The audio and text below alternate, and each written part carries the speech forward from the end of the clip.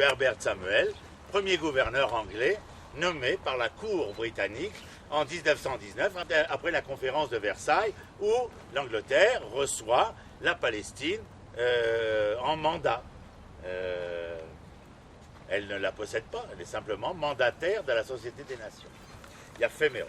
Donc derrière vous sont tous les bâtiments qui appartiennent au palais du gouverneur anglais. En dehors de ça, on s'en fout. Bref. On revient à nos boutons, c'est le cas de le dire, puisque nous allons parler des pâtres hébreux. Des pâtres, pas des pâtes. Les autres, c'est Panzani. Et donc, le pâtre hébreu, celui qui nous concerne ici, j'emmène mes étudiants chaque année là où vous êtes. Je ne vous ai pas amené les bandeaux, parce que chacun reçoit un bandeau.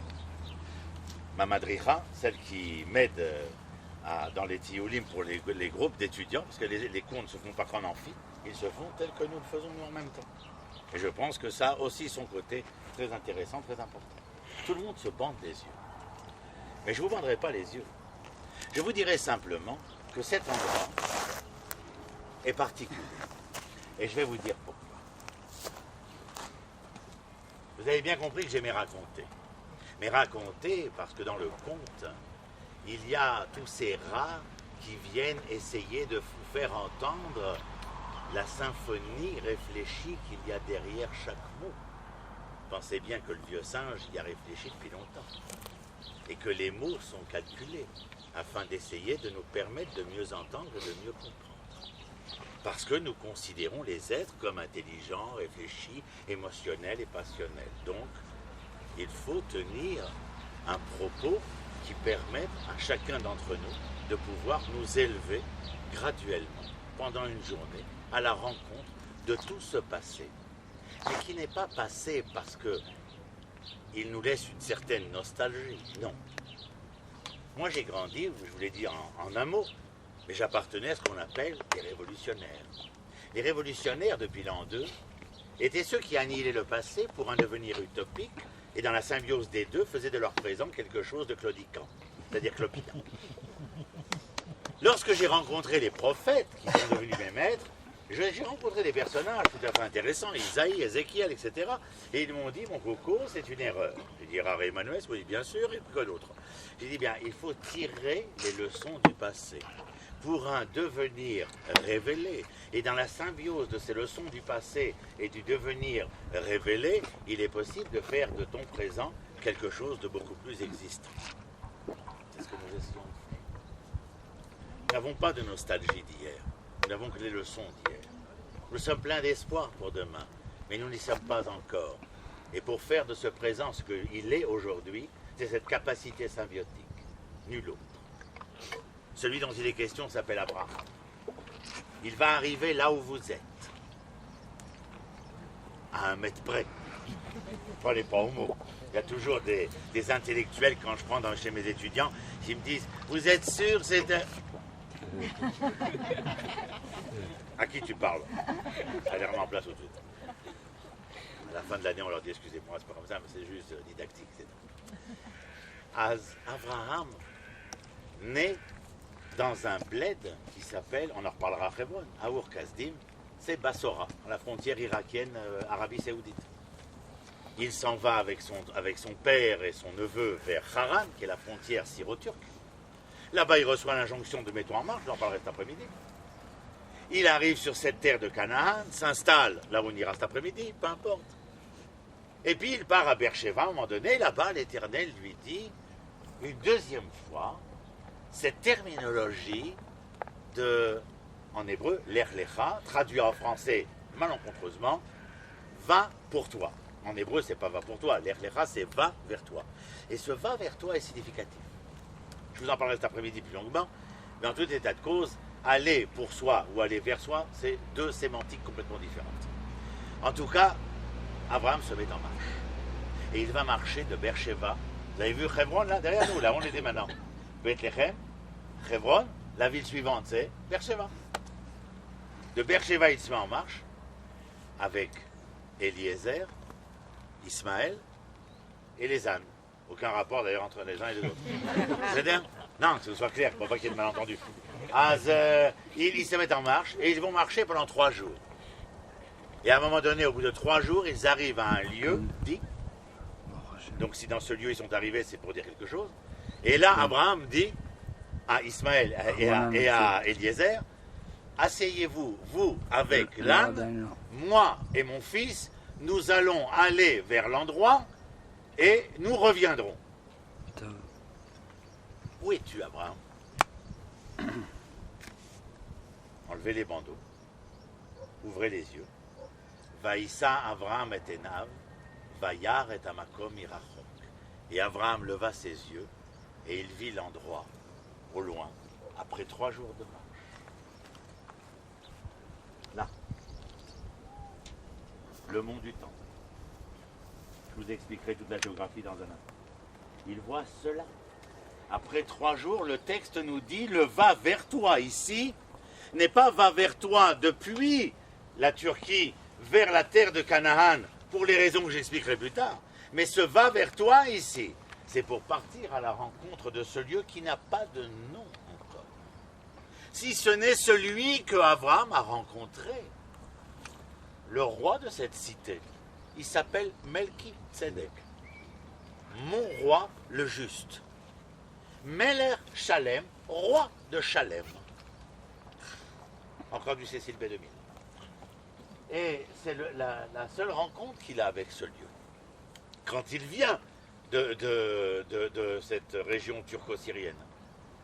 Et là, il arrive et il va emmener son fils, peut-être que laissez-vous l'histoire biblique, il emmène son fils vers ce qu'on appelle la ligature d'Yitzhak ou le sacrifice d'Yitzhak, bien qu'il n'ait jamais été question de sacrifice. Mais il a été question d'une chose ici. Quand tu arrives à cet endroit, l'Éternel te donne une expérience particulière. Cette expérience, elle n'est pas que pour toi, Abraham, mais elle est à travers toi, Abraham, ce que chacun pourra en retirer. Car il est écrit, Va Elohim Nissa et Abraham. Et l'Éternel mit à l'épreuve Abraham.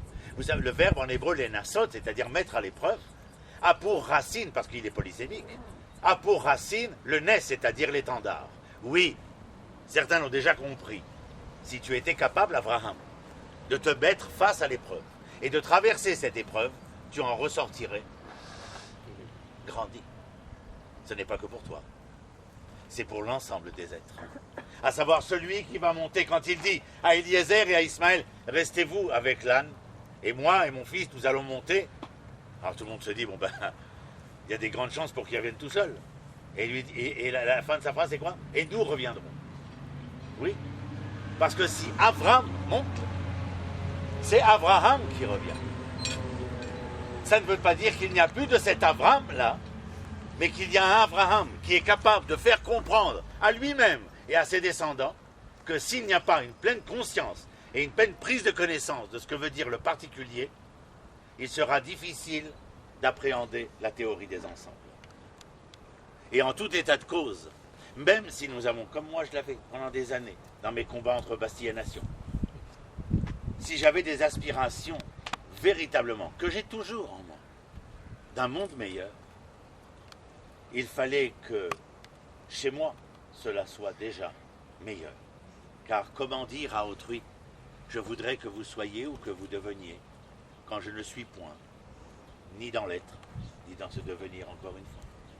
Vous ne pouvez donner, et vous ne pourrez donner, la leçon d'Abraham dans ce moment ici, à cet endroit, dans cette fin de marche et ce début d'ascension, c'est en quelque sorte venir et nous dire, je sais que vous possédez énormément de choses. C'est ce qu'il dit à Eliezer Ismaël. Vous possédez énormément de choses, mais vous ne possédez pas ce que vous voulez véritablement donner. Mais si un jour vous voudrez donner, il faudrait que vous appreniez à acquérir. Car seuls ceux qui auront acquis seront capables d'offrir, de donner ou d'octroyer à autrui. Que ce soit dans tous les cas de figure. Un de mes cycles d'études chez les étudiants, c'est l'essence et l'existence de l'amour dans la pensée d'Israël. En général, c'est des classes de filles. Les garçons, ils ont trop peur.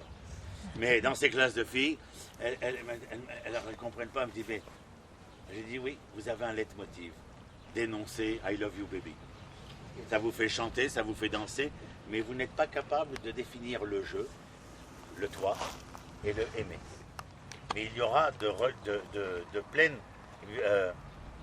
résurrection de la terminologie de ce verbe aimer que lorsque vous serez capable, avant de vouloir l'offrir, le donner, l'octroyer, vous auriez pleinement pris conscience de cette connaissance, de ce jeu-là. Ça doit vous faire traverser des épreuves, sans aucun doute. Mais je vous le promets, si vous acceptez cette épreuve, ce n'est pas les mêmes hommes que nous aurons parmi ceux qui auront traversé l'épreuve et ceux qui auront refusé l'épreuve. Et nous aspirons à un monde meilleur, oui, mais pour ceux qui sont capables d'accepter des épreuves de l'existence. Nous avons accepté une épreuve douloureuse, je vous ai dit, société d'accueil, de recueil, de cercueil. Ça fait sourire, mais en vérité, nous savons ce que nous y mettons derrière. Et en tout état de cause, eh bien l'ensemble de ces épreuves, qui ne sont pas terminées d'ailleurs, elles ne sont pas du tout terminées. Nous continuons à souffrir en notre âme et conscience, comme dans notre physique, cette événementialité qui est nouvelle, mais qui nous permet de prendre conscience qu'il se passe quelque chose ici d'énorme et auquel l'histoire nous appelle chaque jour en nous disant « Vous voulez y participer? Vous voulez être présent ?» Quand je fais l'appel, c'est pas pour dire présent, genre je suis là, mi-po. C'est continuellement la question.